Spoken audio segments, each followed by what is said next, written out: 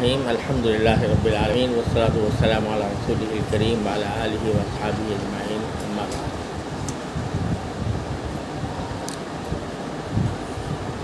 الحمدللہ آپ حضرات کے جو تاثرات میں نے سنے اس سے الحمدللہ بڑا اطمینان بھی ہوا، خوشی بھی ہوئی، اور جب ہم اس تخصص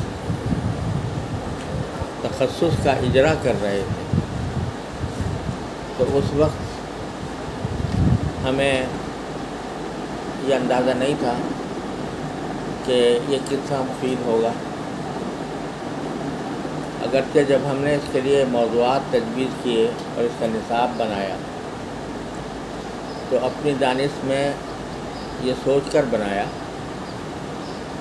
کہ ہمارے دور حدیث سے جو طلباء فارغ ہوتے ہیں اور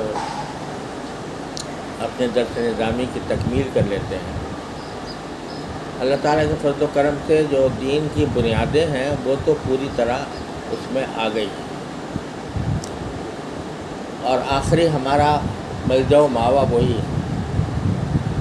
جو فقہ ہم پڑھتے ہیں، جو عقائد ہم پڑھتے ہیں، جو تفسیر ہم پڑھتے ہیں، جو حدیث پڑھتے ہیں، ہمارے سارے علوم کی بنیاد یہی ہے۔ لیکن ہر زمانے کے کچھ تقاضے ہوتے ہیں، اور ان تقاضوں کے مطابق ایک داعی کا یہ فریضہ ہے کہ وہ اپنے زمانے کے حالات سے پوری طرح باخبر ہو کر دین کی دعوت کا فریضہ انجام دیں۔ تو اس لحاظ سے ہم نے نصاب مرتب کیا تھا کہ جو درس نظامی کی تکمیل کرنے کے بعد اپنے ساتھیوں کو اس بات کا اہل بنایا جائے کہ وہ دور جدید میں جو مسائل پھیلے ہوئے ہیں ان کو نہ صرف سمجھیں بلکہ جن لوگوں کو ان مسائل نے ذہنی طور پر اسلام سے یا اہل علم سے دور کیا ہوا ہے ان کو قریب لانے کی صلاحیت ان میں پیدا ہو۔ یہ بنیادی مقصد اس تخصص کا تھا اور ہے۔ اس وقت جتنے بھی فتنے، اس وقت تو فتنوں کا ایک بھرمار ہے ہمارے اوپر، اور چاروں طرف سے وہ صورتحال ہے جو رسول کریم صلی اللہ علیہ وسلم نے ارشاد فرمائی تھی کہ تقع الفتن فی بیوتکم کوقع المطر، بارش کے قطروں کی طرح تمہارے اوپر فتنوں کی بارش ہوگی۔ وہی زمانہ ہے، لیکن اس میں ایک فتنہ ایسا ہے جو بہت سے فتنوں کی جڑ ہے، اور وہ ہے مغربیت کا فتنہ۔ یعنی ذہنوں پر یہ بٹھا دیا گیا ہے کہ مغرب ہی برتر ہے، فکری اعتبار سے بھی، عملی اعتبار سے بھی اس کی برتری ذہنوں پر اس طرح بٹھا دی گئی ہے کہ جو چیز مغرب سے آئے گی اس کو تو مستند سمجھا جائے گا، اور جو چیز مغرب سے نہیں آئے گی وہ مستند نہیں۔ اس کی بہت سی مثالیں میں آپ کو پیش کر سکتا ہوں کہ یہ تصور کس طرح پھیلایا گیا۔ آپ لوگ جانتے ہیں، آپ نے پڑھا بھی ہوگا کہ جب لارڈ میکالے نے یہ نظام تعلیم جاری کیا تو اس کا بنیادی مقصد صاف صاف لفظوں میں اس نے بتا دیا تھا، کوئی پوشیدگی نہیں، کوئی پوشیدہ نہیں رکھا، کہ مقصد یہ ہے کہ یہاں سے ایسے لوگ پیدا ہوں جو چمڑی جن کی ہندوستانی ہو اور ذہن ان کا انگریز ہو۔ تو یہ جو موجودہ نظام تعلیم ہم پر مسلط ہے وہ ابھی تک اسی طرح چلا آ رہا ہے، معمولی تبدیلیوں سے قطع نظر۔ اس کی وجہ سے اب تک مغرب کی ذہنی غلامی ہمارے معاشرے کے اوپر اور بلکہ پوری امت کے اوپر چھائی ہوئی ہے۔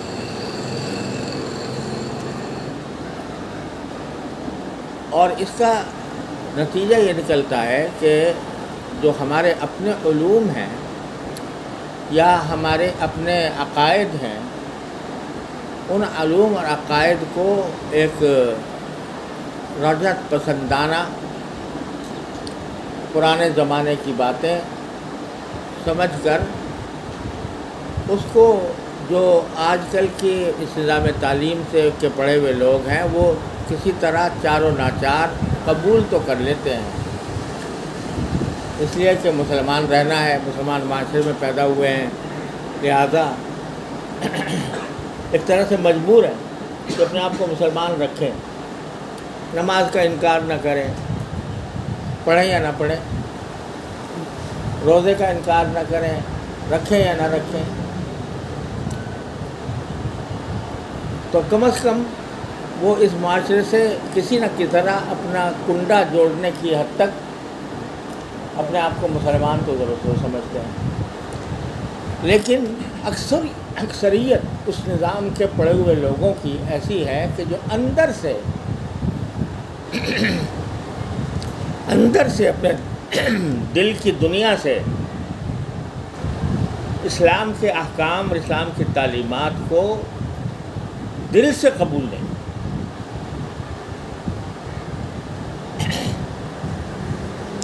میں نے اپنے والد ماجد رحمۃ اللہ علیہ سے حضرت علامہ انور شاہ صاحب کشمیری رحمۃ اللہ علیہ کا ایک جملہ سنا کہ حضرت امام العصر حضرت علامہ انور شاہ کشمیری رحمۃ اللہ علیہ یہ فرمایا کرتے تھے کہ جو آج کل کے نو تعلیم یافتہ لوگ ہیں ان کو ہم اس بنا پر مسلمان کہتے ہیں کہ ان کا کفر معلوم نہیں،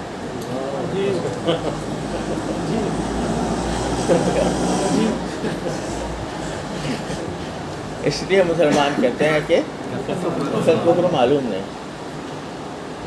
تو یہ بڑا عجیب جملہ ہے۔ تو جو میں کہہ رہا ہوں کہ وہ چاروں ناچار جو صورتحال ہے وہ یہ چاروں ناچار اپنے آپ کو مسلمان کہتے ہیں، اگر عقیدہ کی بات پوچھو تو کہہ دیں گے کہ ہاں آخرت کے اوپر ایمان ہے، لیکن ایمان ایسا ہے کہ ایک مرتبہ میں جہاز میں جا رہا تھا تو ایک صاحب بیٹھے ہوئے تھے میرے برابر میں، تو وہ کہنے لگے کہ مولانا میں مسلمان ہوں لیکن یہ بتاؤ کہ کیا واقعی آخرت کوئی چیز ہے؟ کیا واقعی ایسا ہوگا کہ ہم مرنے کے بعد دوبارہ زندہ ہوں گے اور پھر ہمارا حساب کتاب ہوگا؟ اس نے اپنی زبان سے پوچھ لیا بیچارے نے، سمجھے؟ لیکن بیشتر کی حالت یہ ہے کہ وہ پوچھتے بھی نہیں، پوچھتے بھی شرماتے ہیں، اب دل میں پتہ نہیں کیا کیا شکوک و شبہات لیے بیٹھے ہیں، شکوک و شبہات نہیں بلکہ ایک طرح سے احساس کمتری لیے بیٹھے ہیں کہ بھئی ہم تو ڈاگمیٹک لوگ ہیں، یعنی وہ کہنا چاہیے کہ جو عقیدہ بنا لیا اس عقیدے کو لے کے بیٹھ گئے، چاہے وہ عقل کے مطابق ہو یا نہ ہو، چاہے وہ موجودہ دور میں قابل عمل ہو یا نہ ہو، تو یہ لے کے بیٹھے ہوئے ہیں۔ اصل ترقی تو وہاں ہو رہی ہے، مغرب میں ہو رہی ہے۔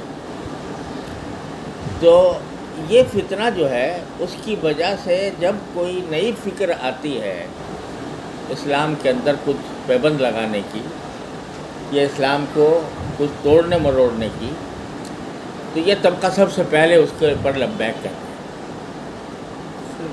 کیوں کہتا ہے؟ اس واسطے کہ اس کے دل میں جو ایک ہیجان برپا ہے کہ وہ ایک طرف نام کا مسلمان بھی رہنا چاہتا ہے اور اپنے آپ کو کسی طرح امت سے جوڑا بھی رکھنا چاہتا ہے، اور ساتھ میں اس کے دل کی دنیا میں جو ہیجان ہے وہ یہ ہے کہ یہ جو ہم دیکھ رہے ہیں لوگوں کے اعمال و افعال اور یہ مذہب کا جو تصور، یہ کچھ سمجھ میں نہیں آنے سے باہر ہے۔ تو اسی وجہ سے جب بھی کوئی وہ پرویز صاحب اٹھ جائیں، انہوں نے کہا جی حدیث کو نہیں مانتے، بڑی بہترین بات ہے، اسلام مسلمان کے مسلمان رہے اور حدیث کی ہدایتوں سے منکر ہو گئے۔ سمجھے؟ کوئی دوسرا آ گیا، اس نے کہا جی حدیث تو ٹھیک ہے، لیکن ہر حدیث پر ہم اپنے عقل سے بھی غور کریں گے اور عقل سے غور کر کے حدیث کو فیصلہ کریں گے کہ یہ حدیث صحیح ہے کہ نہیں ہے۔ یہ سند تو ایسے ہی فضول کی چیز ہے، بلکہ اس کے اوپر جس کو کہتے ہیں کہ ہسٹورک کرٹیسزم، یعنی تاریخی تنقید، وہ کرنی چاہیے۔ غرض طرح طرح کے بہانے، یہ سارے بہانے اس وجہ سے ہیں کہ اندر سے دل مطمئن نہیں، اور مطمئن کیوں نہیں ہے کہ دماغ پر مغرب کی بالادستی کا ایک ہوا سوار ہے۔ اچھا، اس ہوے کی ایک بہت بڑی وجہ یہ بھی ہے کہ اس میں کوئی شک نہیں کہ مغرب نے اس دوران جو مادی ترقی کی ہے اور ٹیکنالوجی میں اس نے جو برتری حاصل کی ہے وہ ایسی ہے کہ ہر انسان اپنی آنکھوں سے دیکھ رہا ہے۔ ہم آج یہاں بیٹھے ہیں تو ہم نے اپنے ہاتھ میں جو گھڑی پہنے ہوئی ہے، یہ کہاں سے آئی؟ مغرب سے آئی۔ یہ پنکھا جو ہمارے اوپر چل رہا ہے، یہ کہاں سے آیا؟ مغرب سے آیا۔ یہ ٹیلی فون ہمارے سامنے رکھا ہے، یہ کہاں سے آیا؟ مغرب سے آیا۔ یہ ریکارڈر جو ہمارے سامنے رکھا ہے، یہ کہاں سے آیا؟ مغرب سے آیا۔ تو جتنی ہماری زندگی کی ضروریات ہیں اس وقت، وہ ساری مغرب کے اوپر موقوف ہیں۔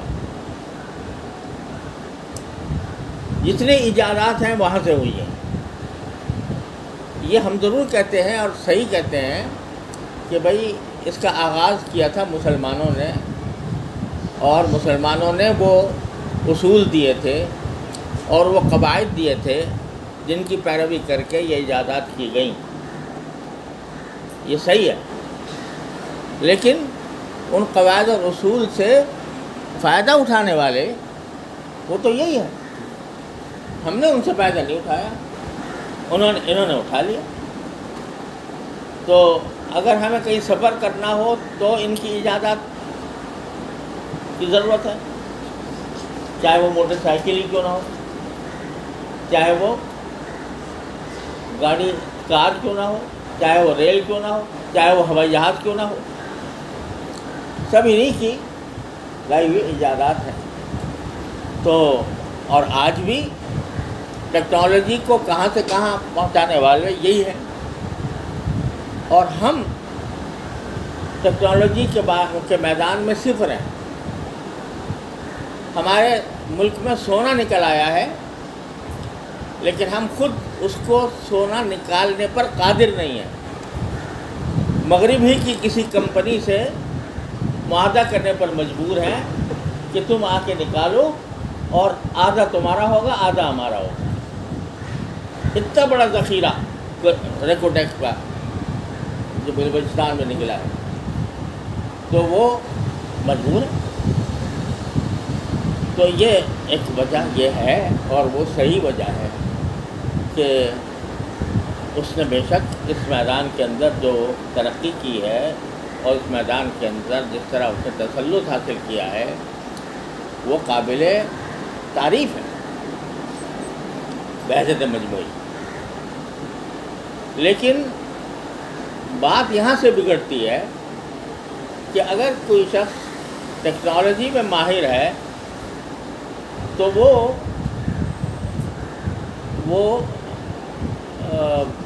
یعنی صنعت و حرفت میں اس کا بہت اونچا مقام ہے، ٹیکنالوجی کے اندر ماہر ہے، تو وہ میٹا فزکس میں بھی ضرور ماہر ہوگا، یعنی مابعد الطبیعہ میں بھی وہ اتنا ہی ماہر ہوگا۔ یہاں سے لائن بدلتی کہ یہ سب چیزیں جو ہیں، جتنی چیزیں ہیں، ان کا تعلق کیسے ہے؟ یہ جو چیزیں پیدا ہو رہی ہیں یا ایجادات ہو رہی ہیں نئی سے نئی ٹیکنالوجی، اس کا تعلق کیسے ہے؟ مادے سے۔ لیکن مادے کے ماورا بھی کوئی چیز ہے، مادے کے اس پار بھی کوئی جہان ہے، جس کو مابعد الطبیعہ کہتے ہیں ہمارے قدیم فلسفے کے اصطلاح میں، اور آج اسے میٹا فزکس کہا جاتا ہے۔ تو یہ جو ایک تصور پیدا ہوتا ہے کہ جب ایک شخص کسی ایک چیز پہ بہت اونچے مقام پر پہنچ گیا تو پھر وہ ہر فن مولا ہو گیا، پھر ہر چیز میں وہ قابل تقلید ہو گیا۔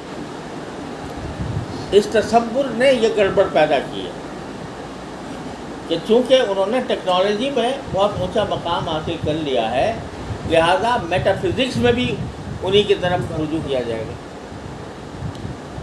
تو یہ ایسا ہی ہے، جو ہمارے یہاں بے شمار مثالیں اس کی موجود ہیں، کہ اب مثال کے طور پر مرحوم وہ جو عیسائیت کے خلاف مبلغ تھے،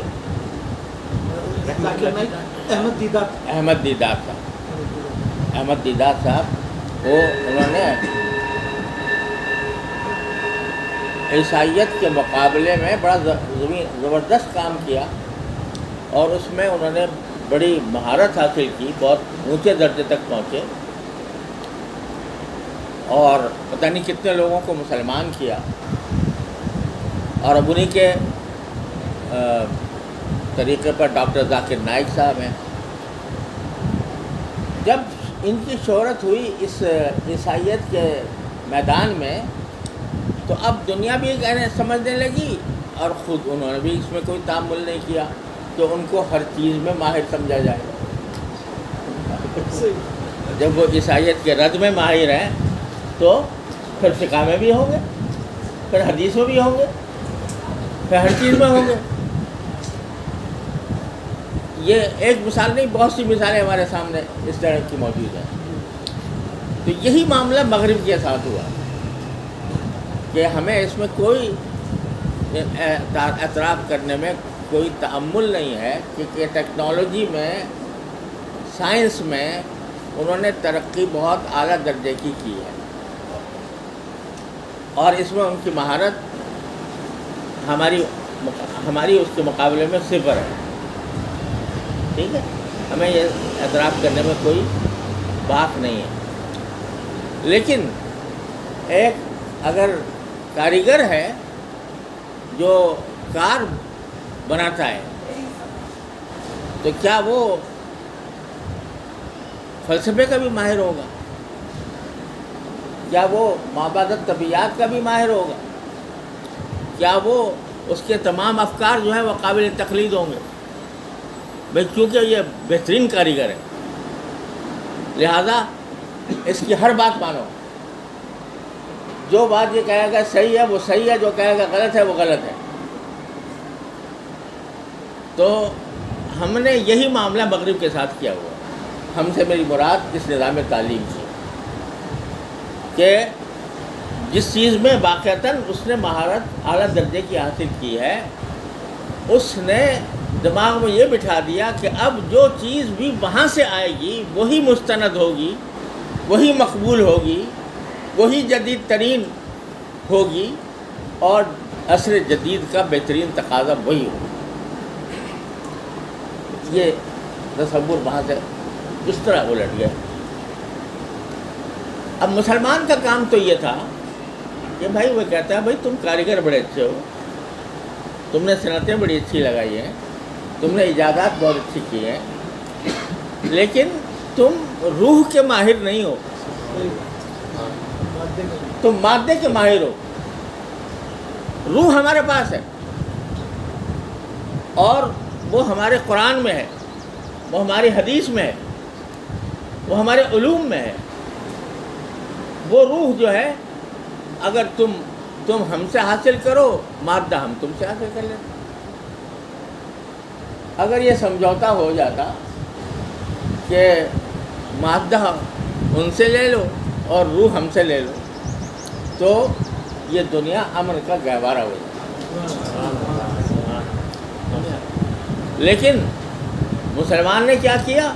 مسلمان نے یہ کیا کہ بھئی تم بہت زبردست کاریگر ہو، تو یار تم ہی قابل تقلید ہو، تمہارا لباس بھی قابل تقلید ہے چاہے وہ ساتر نہ ہو، تمہارے طرز زندگی بھی قابل تقلید ہے چاہے وہ ہمارے سنت کے طریقے سے مختلف ہو، تمہارے افکار بھی قابل تقلید ہیں کیونکہ تمہاری سائنس کی بنیاد تمہارے فلسفے پر ہے، اور فلسفہ جو ہے وہ تمہارا ہی، اس میں بھی تو ہم سے برتر اور اعلیٰ ہو۔ لہذا یہ مولوی ملا جو باتیں کرتا ہے، یہ اس کو نہ دنیا کی خبر ہے، نہ اس کو ٹیکنالوجی کا پتہ ہے، نہ اس کو ان جدید افکار کا پتہ ہے جو مغرب نے پیدا کیے ہیں۔ تو اس واسطے یہ اپنے بسم اللہ کے گنبد میں بیٹھ کر جو پڑھتا پڑھاتا ہے وہ پڑھانے دو، لیکن زندگی کے عام بہاؤ میں اس کا کوئی کردار نہیں۔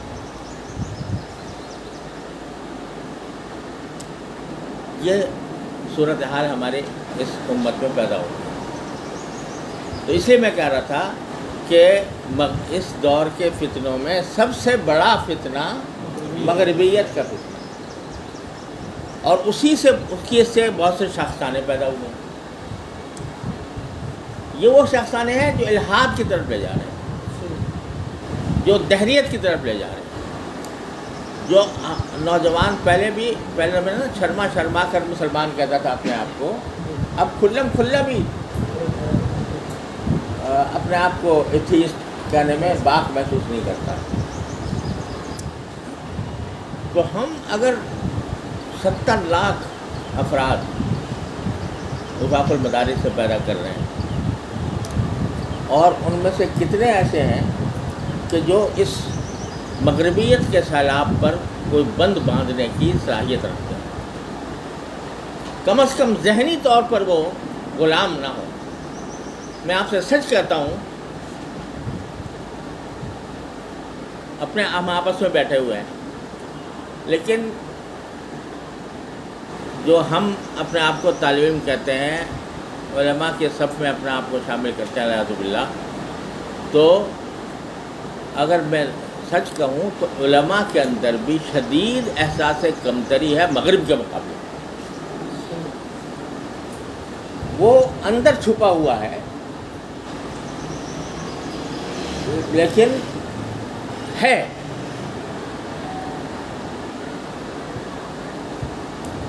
وہ اس لیے یعنی یہ ہے کہ جب کبھی اگر مقابلہ آ جائے کسی وقت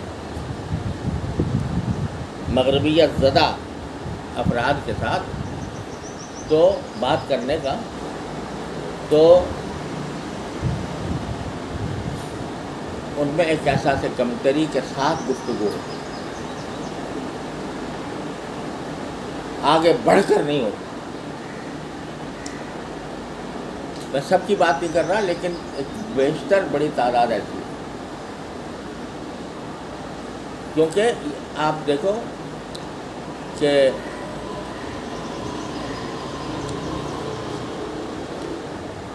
ہم انگریزی زبان نہیں جانتے، ہم سے بڑی مراد ہمارا جو طبقہ ہے انگریزی زبان نہیں جانتا، لیکن اگر کہیں انگریزی لفظ بولنے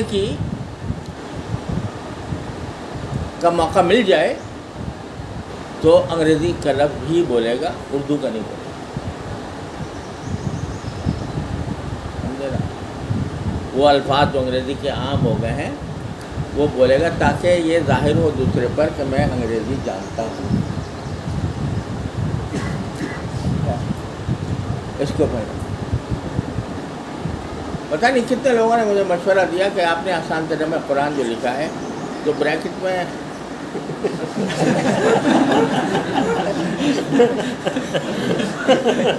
کچھ انگریزی الفاظ لکھ دیتے تو اس سے لوگوں کو پتہ چلتا کہ بھائی یہ آدمی جو ہے یہ انگریزی داں ہے اور پھر قرآن کریم کو ترجمہ کرتا ہے. آپ کو مطابق یہ بات سے پیدا ہوتا ہے جی کہ لکھنے والا جو ہے وہ انگریزی دان کیا تو یہ ایک احساس ہے کمتری.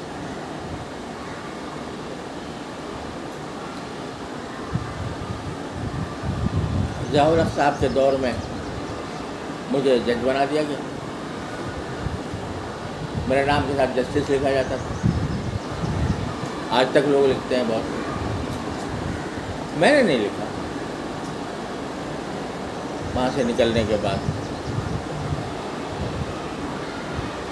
مجھ سے لوگوں نے کہا بھائی تم کتاب کے اوپر تمہیں حق ہے لکھنے کا, جسٹس محمد تقی عثمانی کیوں نہیں لکھتے؟ میں نے کہا مجھے نہیں پتا, مجھے تو مفتی کہلانا بھی پسند نہیں, میں صرف محمد تقی عثمانی لکھنا چاہتا ہوں نام کے ساتھ. لیکن کچھ حضرات ایسے ہیں جو صرف 1 مہینے کے لیے اس سیٹ پر گئے تھے. 1 مہینے یا 2 مہینے یا 3 مہینے, ہو سکتا ہے 3 مہینے ہوں. وہ اس لیے گئے تھے کہ میرے فیصلے کو کالعدم کریں. بڑے مشہور عالم تھے. وہ زندگی بھر جسٹس لکھتے چلے آ رہے ہیں.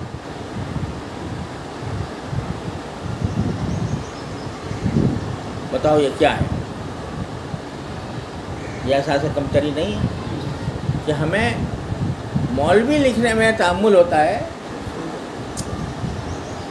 مفتی لکھنے میں تأمل ہوتا ہے, جسٹس لکھنے میں ہمیں فخر محسوس ہوتا ہے.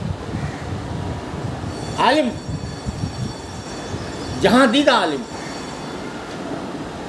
جسٹس لکھنے میں فخر ہے, لیکن مولوی اور مفتی لکھنے میں فخر نہیں. یہ مغربیت کے سیلاب نے یہاں تک نوبت پہنچا دی ہے کہ ہمارے اندر گھس آئی ہے احساس کمتری. تو اس لیے یہ جو ہمارے, مجھے افسوس ہوتا ہے کہ مختلف ہمارے جو فرقے ہیں, اہل حدیث ہیں, بریلوی حضرات ہیں, اور خود ہمارے دیوبندی کے اندر حیاتی مماتی, یہ سارے جھگڑے جو ہے نا, یہ سب آنکھیں بند کیے بیٹھے ہیں اس سیلاب سے جو ہماری پوری امت کے اوپر حملہ آور ہے, جو نہ دیوبندی کو دیکھے گا, نہ بریلوی کو دیکھے گا, نہ اہل حدیث کو دیکھے گا, لیکن وہ نہ حیاتی کو دیکھے گا نہ مماتی کو دیکھے گا. وہ سب کو لپیٹ میں لے رہا ہے. لہذا دل میں یہ خواہش پیدا ہوئی اور اس کی ضرورت محسوس ہوئی کہ ہم کچھ تھوڑا بہت بڑے پیمانے پر نہ صحیح لیکن چھوٹے پیمانے پر کم از کم اپنے طلباء کو اس مغربیت سے آشنا تو کریں, ان کو پتہ چل جائے کہ یہ مغربیت کے سوتے کہاں سے پھوٹے ہیں اور کن چیزوں سے مغربیت کا تصور دنیا پر چھایا ہے, اور کون سی وہ گمراہیاں ہیں, گمراہیوں کے کون سے دروازے ہیں جن کے ذریعے یہ مغربیت کا سیلاب ہمارے معاشرے کے اندر در آئے. تو اس لیے ہمارے ہاں اس تخصص دعوت الارشاد میں آپ کو بین الفرق, جو بین الاسلامیین جو اختلافات ہیں، اس کا شاید میرے خیال میں ایک جگہ ایک مضمون الفرق الاسلامیہ کے نام سے سامیہ کے نام سے ہے. اس میں زیادہ تر ہم قدیم جو فرقے ہیں، قدیم جو فرقے نا الملل والنحل وہ پڑھاتے ہیں. الفرق بین الفرق الفرق بین الفرق علامہ بغدادی ایک علامہ شاہ اسلامی کی والے. تو اس سے ایک وہ تاریخی اعتبار سے بھی اس کا مطالعہ مفید ہے اور فی نفسی بھی بہرحال جاننے کو. لیکن جو اصل زور ہے ہمارا وہ ایک تو مثبت دعوت کے اوپر ہے، اور دوسرا اگر منفی کام ہے تو وہ مغربیت کے خلاف. مثبت کام ہے دعوت الی اللہ، یہ اگر صحیح طریقے سے انجام دیا جائے تو باطل خود مٹے گا انشاءاللہ. میرے والد ماجد رحمۃ اللہ علیہ فرمایا کرتے تھے کہ اندھیرے کا علاج یہ نہیں ہے کہ اس کے پیچھے لاٹھی لے کے اس کے اندھیرے کو بھگاؤ. اس کا علاج یہ ہے کہ چراغ روشن کر دو. جب چراغ روشن کر دو گے تو اندھیرا خود بھاگے گا. جتنا قوی ہوگا چراغ اتنا ہی اندھیرا ختم ہوگا. تو حق ایک نور ہے اور باطل ایک اندھیرا ہے. تو باطل کو ختم کرنے کے لیے جنگا مشتی کی ضرورت نہیں ہے، بلکہ نور کا چراغ جلانے کی ضرورت ہے، حق کے نور کا چراغ جلانے. اس لیے مثبت دعوت جہاں پر بھی ہوتی ہے وہ آپ دیکھیے گا تردیدوں کے مقابلے میں کہیں زیادہ مؤثر ہو. تبلیغ جماعت کو آپ دیکھ لیجیے، حالانکہ تبلیغ جماعت میں نفی کا کوئی تصور نہیں ہے نا. 6 نمبر ہیں، 6 کے 6 مثبت ہیں. سمجھے آپ؟ وہ نہ آپ سے یہ کہتے ہیں کہ داڑھی رکھو، نہ آپ سے یہ کہتے ہیں کہ جو ہے پینٹ شرٹ اتار دو اور اپنا لباس شرعی لباس پہنو. لیکن 6 نمبر جب دل میں اتر جاتے ہیں بندوں کے، تو پھر جب دل میں اتر گئے تو وہ خود دوسری چیزیں اتار کر پھینک دیتے ہیں. تو یہ مثبت دعوت کا اثر ہے، مثبت دعوت کا نتیجہ. تو اس لیے 2 مقصود ہیں، ایک مثبت دعوت اور دوسرے نفی اور تردید. سب سے زیادہ جو اعظم الفتن ہے اس کی طرف سمجھ گئے. اسی کے لیے ہمیں ضرورت پیش آتی ہے بھائی عیسائیوں کی بات سنیں کیا کہہ رہے ہیں، یہودیوں کا بھی مطلب دیکھیں کیا کہتے ہیں، ہندوؤں کا. آج ہندوستان میں جو مصیبت برپا ہے ہندوتوا کی، تو کم از کم معلوم تو ہو کہ وہ مذہب ہے کیا. اسی طریقے سے مغربیت کے بارے میں جو اس کے بنیادی افکار ہیں وہ پتہ لگیں، کس طرح ان کا مقابلہ ہمارے لوگوں نے کیا ہے ان کا پتہ لگے. تو اس سے آپ کے ذہن میں انشاءاللہ تعالی ایک وسعت پیدا ہو،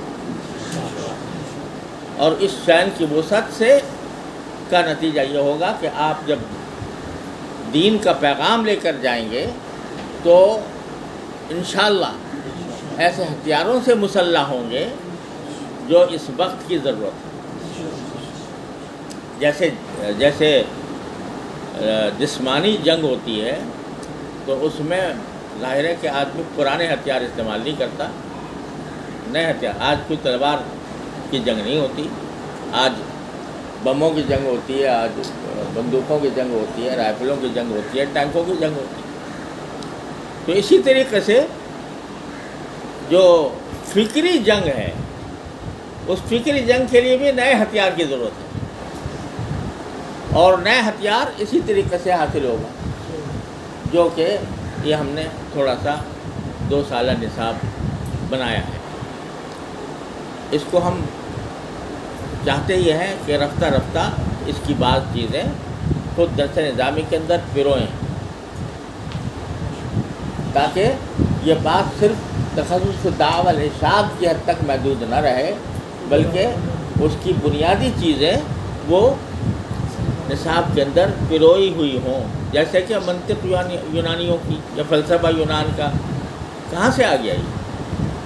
اس کا کوئی تعلق قرآن سے، حدیث سے، تفسیر سے، فقہ سے، کسی چیز سے نہیں ہے. لیکن وہ ہتھیار تھا جو اس وقت کے فلاسفہ کا مقابلہ کرنے کے لیے دیا گیا تھا طلبہ کو.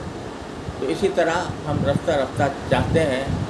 اصل میں چونکہ وفاق المدارس عربیہ در حقیقت 23,000 مدارس پر مشتمل ہے، اور اس میں جہاں یہ کراچی کا دارالعلوم ہے اور جامعہ علوم اسلامیہ بنور ٹاؤن ہے اور جامعہ فاروقیہ ہے وغیرہ کا مدارس ہے، اسی طریقے سے ایسے بھی ہیں کہ بلوچستان کے گاؤں میں مدرسہ قائم ہے، خیبر پختونخوا کے گاؤں میں قائم ہے، پنجاب کے گاؤں میں، سندھ کے گاؤں میں قائم ہے. اور وہ گاؤں میں اپنے وسائل کے لحاظ سے ہی وہ کام بیچارے کر رہے ہیں. تو ہم کوئی ایسی چیز، ایسی مسلط ان کے اوپر نہیں کر سکتے جو ان کی طاقت سے باہر ہو. یہ ہماری حدود ہیں، یہ ہماری ان حدود کے اندر رہ کر ہمیں کام کرنا پڑ رہا ہے. اس لیے زیادہ تدریج کے ساتھ کرنے کا ارادہ ہے. لیکن یہ ارادہ ہے کہ انشاءاللہ اللہ تعالیٰ نے توفیق عطا فرمائی تو جس طرح یہ منطق یونانیہ اور فلسفہ یونانی ہمارے نصاب کا حصہ تھا، تو اسی طریقے سے اس قسم کے مضامین بھی ہم اس میں داخل کریں تاکہ ہمارا طالب علم اس کام کے لیے مزید 2 سال خرچ کرنے کی ضرورت نہ ہو، بلکہ اسی ساتھ چلتا جائے. لیکن جب تک یہ نہیں ہوتا تو، لیکن اس میں صرف وہی نہیں ہے بلکہ مثبت دعوت کے اصول اور مناہج یہ ہیں، اور جو فقہ السیرہ ہے وہ ایک عظیم الشان مضمون ہے، اور اس کا مطالعہ، اس کا پڑھنا، تو اس سے خود انسان کی اپنی تعمیر میں، شخصی تعمیر میں انشاءاللہ تعالی مدد ملے گی. تو بس بھائی اللہ تبارک و تعالیٰ اپنی رحمت سے آپ کے کاموں میں برکت عطا فرمائے اور زیادہ علم نافع عمل صالح سے نوازے. اور جو اساتذہ ماشاءاللہ آپ کو پڑھا رہے ہیں، اللہ تعالیٰ ان کو مزید توفیق سے نوازے اور مزید ان کو علم اور عمل کی توفیق عطا فرمائے، اور آپ کو زیادہ سے زیادہ فائدہ اور فیض پہنچانے کی توفیق عطا فرمائے. اس کو غنیمت سمجھیں ان لمحات کو، اور اس کو زیادہ سے زیادہ بہتر طریقے سے استعمال کرنے کی کوشش کریں. وآخر دعوانا الحمدللہ.